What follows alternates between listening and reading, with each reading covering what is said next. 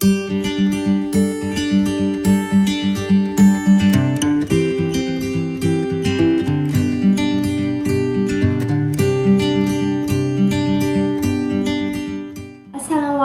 warahmatullahi wabarakatuh.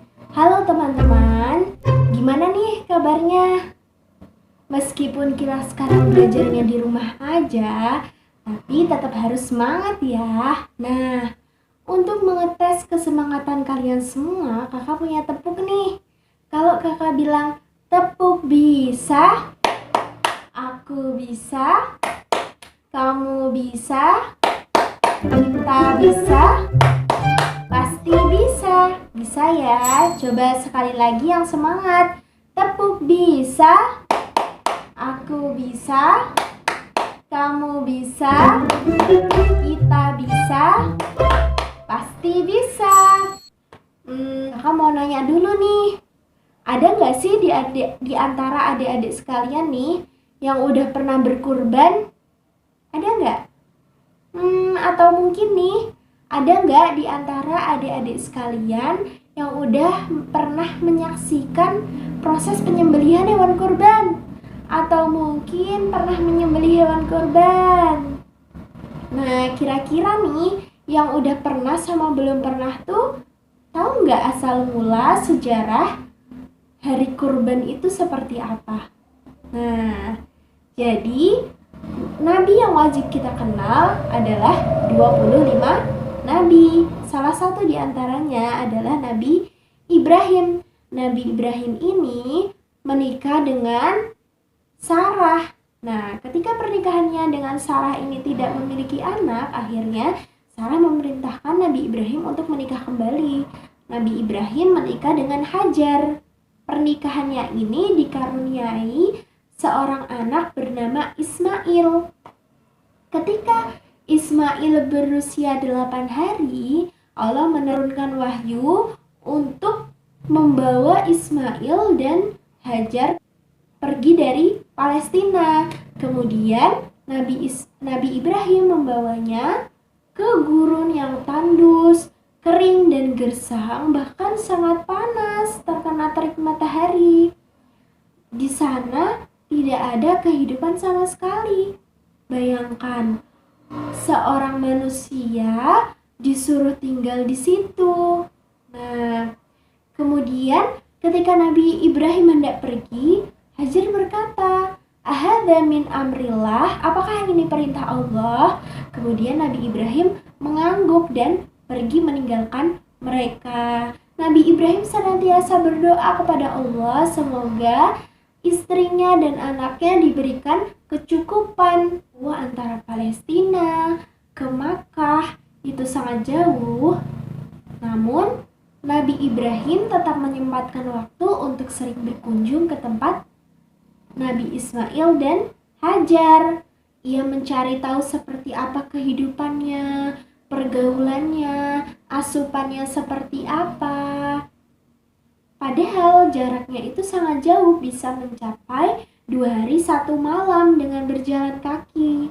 Karena pada zaman dahulu tidak ada tuh yang namanya pesawat terbang, mobil, motor, itu tidak ada. Jadi semuanya berjalan kaki. Kemudian pada salah satu kunjungannya, Nabi Ibrahim bermimpi bahwa Allah memerintahkannya untuk menyembelih. Jika Nabi bermimpi, itu adalah sebuah wahyu dan itu perintah dari Allah, mimpinya itu benar.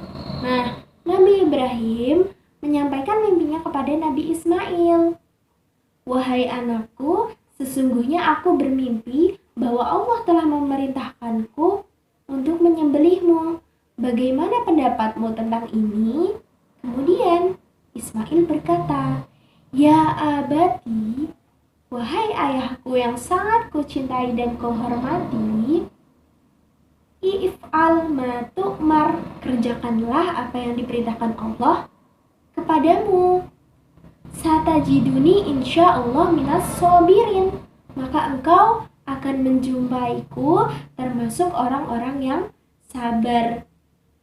Setelah keduanya bersepakat dan memutuskan untuk pergi ke arah Mina, hingga Sampai di 3 titik di Mina, setan datang dan menggoda Nabi Ibrahim. "Ya Ibrahim, teganya engkau hendak menyembelih anakmu, padahal anakmu masih sangat kecil." Nah, lalu apa yang dilakukan Nabi Ibrahim? Nabi Ibrahim mengambil kerikil dan melemparkannya kepada setan itu sambil berkata, "Bismillahi Allahu Akbar," hingga 3 kali. Kemudian jalan 10 meter sampai 20 meter, setan itu datang kembali dan menggoda. Nabi Ibrahim melakukan hal yang sama. Bismillahi Allahu Akbar hingga 3 kali sambil melemparkan kerikil. Kemudian di titik yang ketiga, setan itu datang lagi tiada henti. Nah, di lemparan ketujuh, Bismillahi Allahu Akbar, setan itu barulah pergi. Sesampainya di suatu bukit kecil antara Musdalifah dan Mina, karena tempat ini adalah tempat di mana Nabi Ibrahim memimpikan bahwa beliau menyembelih Nabi Ismail. Tempatnya itu di antara Musdalifah dan Mina. Nabi Ismail dibaringkan di situ. Kemudian Nabi Ismail berkata, "Wahai ayahku, kencangkanlah ikatanku, agar ketika aku merasa sakit, aku tidak meronta-ronta sehingga engkau merasa iba kepadaku. Kemudian tajamkanlah pisaumu, agar proses penyembelihan itu terjadi dengan cepat sehingga aku tidak merasa lama merasakan kesakitan." Nah, 2 hal ini, ikatan yang baik, kemudian pisau yang tajam, itu diterapkan sampai sekarang dalam proses penyembelihan hewan kurban.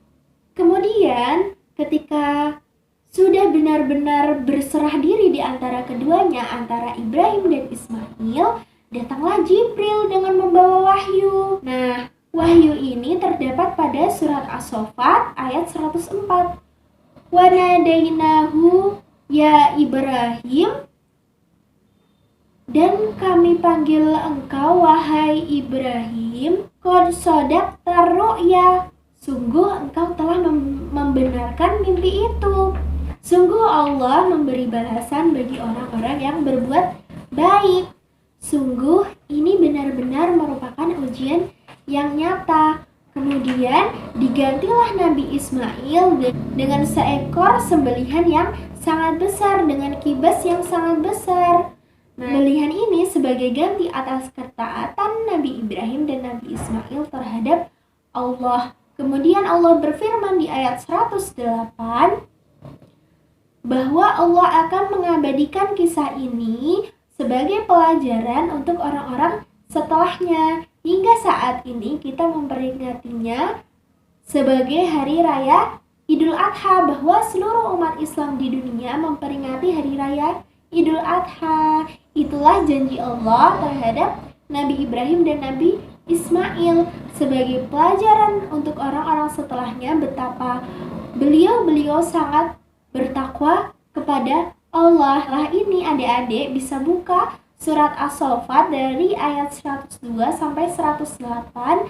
Kalian baca kisah di situ, terdapat kisah Nabi Ibrahim dan Nabi Ismail. Oke? Nah, itu dia kisah yang dapat kakak ceritakan ke kalian. Semoga bermanfaat. Wassalamualaikum warahmatullahi wabarakatuh.